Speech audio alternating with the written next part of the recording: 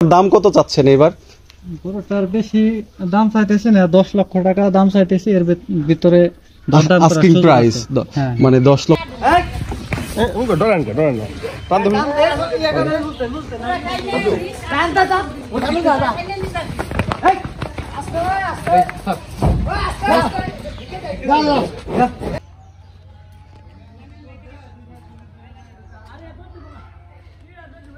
প্রিয় দর্শক, আসসালামু আলাইকুম। কোরবানির ঈদ চলে এসেছে। গত কয়েকদিন আগে আমি একটা ভিডিও দিয়েছিলাম যে ফরিদপুরের সেরা গরু। আজকে কিন্তু তার থেকে বড় একটা গরুর কাছে আমি উপস্থিত। খুব ইন্টারেস্টিং বিষয় হচ্ছে এই গরুটার নাম হচ্ছে ধলা। আর কালারটা দেখতে পাচ্ছেন, যে কালারটা দেখেও বোঝা যাচ্ছে ওর পুরো শরীর হচ্ছে হোয়াইট, সাদা, এবং মাথায় একটু ব্ল্যাক রয়েছে, যার কারণে হয়তো ধলা রেখেছেন। তো এই কি অবস্থা, এত নাড়াচাড়া করো কে? তো এই যে ধলা যাক দেখতে পাচ্ছেন, এই যে এবার কোরবানির জন্য লালন পালন করা হয়েছে।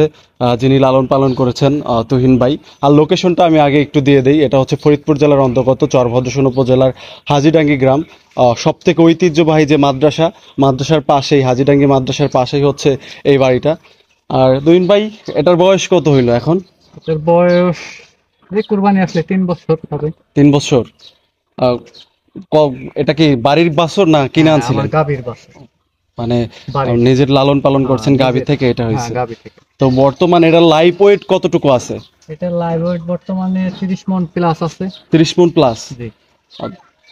অনেকে বলে যে ফিড বিভিন্ন কিছু খাওয়ায় অনেক বড় করছে, আপনি কি এটা একেবারে পারিবারিক যে খাবার আছে সেটা খাওয়াই করছেন? এটা আসলে ন্যাচারাল খাবার দেওয়া হয়েছে। খাবারের ভিতরে কাঁচা ঘাস, খড়, ভুট্টার গুঁড়া, গমের ভুসি, আটা, পায়রা, যেগুলো একেবারে ন্যাচারাল, ওইরকম ভাবে ভুসি, মসুরি ভুসি, কোলের ভুসি, এরপরে আছে ডাবলির ভুসি।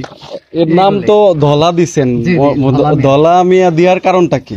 আসলে ছোট সময় থেকে যখন গাভী দহন করি তখন থেকেই হোয়াইট কালার দেখে ওকে ধলা মিয়া বলে ডাকতাম আমি। আচ্ছা আচ্ছা, ওইখান থেকে নাম হয়ে গেছে।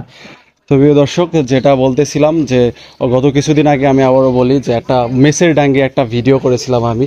এরকম একটা খুব অনেক বড় গরু, এটা হচ্ছে অনেক বড় একটা গরু। ওই জাতের এটার জাতটা কি তুহিন ভাই? এটা অরিজিনাল হলস্টাইন ফ্রিজিয়ান। হলিস্টান ফ্রিজিয়ান জাতের এই গরুটা।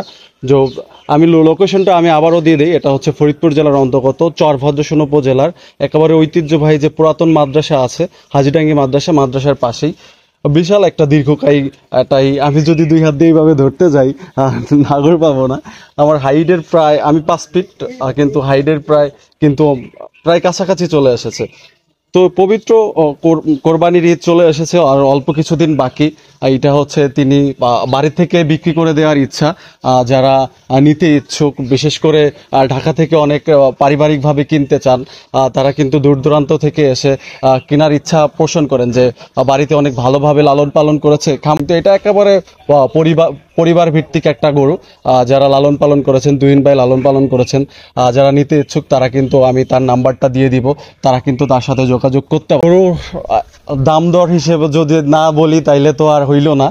এই গরুটার কত দাম চাচ্ছে সেটা আমরা একটু জেনে নেব তুহিন ভাইয়ের কাছ থেকে। তুহিন ভাই, গরুটার দাম কত চাচ্ছেন এবার?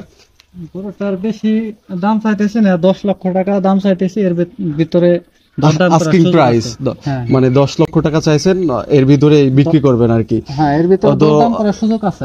দরদাম করার সুযোগ আছে। তো তুহিন ভাই হচ্ছে 10 লাখ টাকা এই গরুটার দাম চাচ্ছে এই মুহূর্তে। দরদাম করার সুযোগ আছে, এর ভিতরেই হচ্ছে বেচাকেনি তিনি করবেন। তো তুহিন ভাই, আমরা আশাবাদী আপনি বাড়ির থেকেই এত বড় গরুটা নিজস্বভাবে লালন পালন করছেন, বাড়ির থেকে বিক্রি হয়ে যাক। আর যারা কিনতে ইচ্ছুক তাদের উদ্দেশ্যে আপনি কি কিছু বলবেন? তাদের উদ্দেশ্য একটাই, তারা নিজেরা আসবেন, দেখবে, কাছ থেকে দেখে তারপরে ওনাদের যত পছন্দ হয় ওই অনুযায়ী দাম করবে। সমস্যা নাই, আসবে আমাদের এখানে। যদি অনেক দূরত্ব হয় আমাদের বাড়িতে থাকবে, থাকা খাওয়ার ব্যবস্থা আছে, সমস্যা নেই। আচ্ছা, দূর থেকে আসলে অনেকের সময় দেখা যায় যে রাত হয়ে যায়, থাকা খাওয়ার ব্যবস্থা ইনশাআল্লাহ। তো যদি কেউ নিতে চান, আমি আবার বলি তুহিন ভাইয়ের নাম্বারটা দিয়ে দিব, অবশ্যই আপনারা যোগাযোগ করতে পারেন।